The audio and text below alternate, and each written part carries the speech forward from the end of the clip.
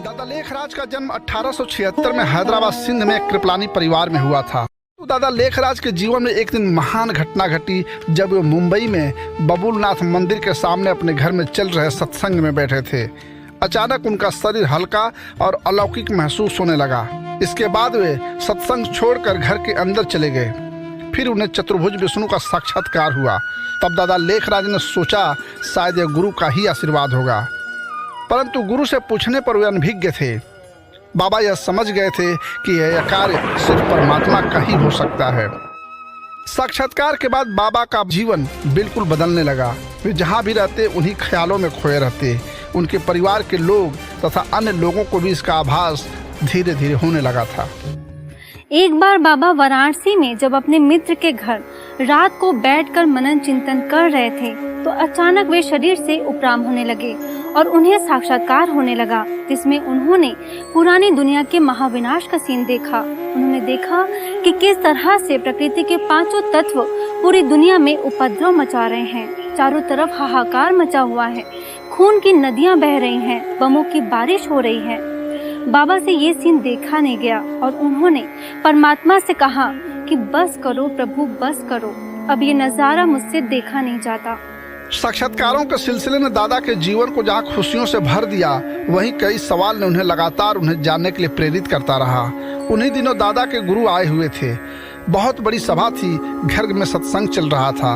इतने में दादा सत्संग छोड़कर अपने घर के अंदर चले गए। यह देखकर जसोदा माता हैरान हो गई, क्योंकि इससे पहले दादा ने कभी ऐसा नहीं किया जब गुरु सत्संग करा रहे हों और वे बीच से उठकर चले गए हों। पीछे से जसोदा माता कमरे तक गई और फिर वापस सत्संग में आकर बैठ गई। इतने में बाबा में एक अलग परिवर्तन आया और पूरा कमरा लाल प्रकाश की रोशनी से भर गया।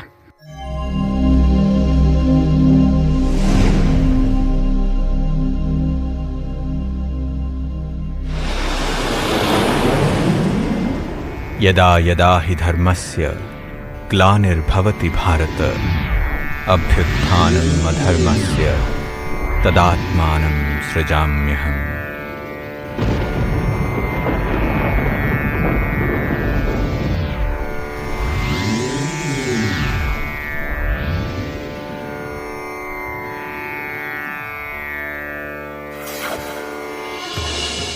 निजानन्दस्वरूपं शिवोऽहं शिवोऽहं, ज्ञानस्वरूपं शिवोऽहं शिवोऽहं, प्रकाशस्वरूपं शिवोऽहं शिवोऽहं।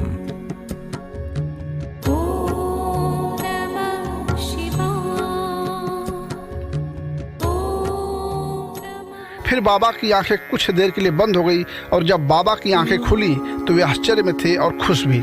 शिवरात्रि 1936 में स्वयं निराकार परमपिता परमात्मा शिव ने अपना दर्शन कराया, अपना साक्षात्कार कराया और अपने ही शब्दों में उन्होंने अपना परिचय ब्रह्मा बाबा को दिया। इस घटना के बाद परमात्मा शिव ने अपना परिचय देते हुए नई स्वर्णिम दुनिया बनाने का महान कार्य करने का इशारा दिया। फिर यहीं से नई दुनिया बनने की शुरुआत हुई। अब दादा के तन में परमात्मा ने अवतरित होकर उन्हें अपना परिचय देते हुए दादा लेखराज को प्रजापिता ब्रह्मा के नामकरण से नई दुनिया का जिम्मा सौंपा। उस समय जो भी बाबा के सामने आता उन्हें देवी देवताओं के साथ नई दुनिया का साक्षात्कार होने लगता। पूरे आसपास के लोगों में हलचल मच गई। बाबा ने माताओं बहनों का ट्रस्ट बनाकर बोर्डिंग स्कूल से लेकर ओम मंडली की स्थापना की और अपनी सारी चल संपत्ति माताओं बहनों के नाम सौंप दी। ओम मंडली की स्थापना से समाज के लोगों का भारी विरोध होना शुरू हो गया। इससे ब्रह्मा बाबा को कई प्रकार की समस्याओं का सामना करना पड़ा, लेकिन परमात्मा शिव की उपस्थिति से सब कुछ आसान होता चला गया। परमात्मा कितना प्यारा है, कितना मीठा है, जिसलिए कहा ही जाता है शिव बोला भगवान।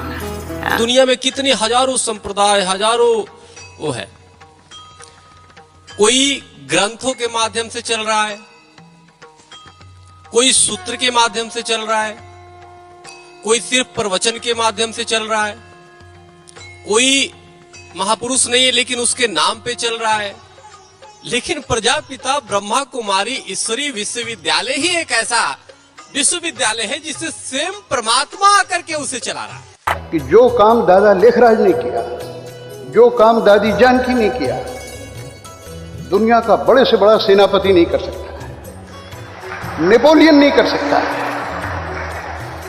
यहां करीब करीब 20-25 हजार लोग विराजमान हैं।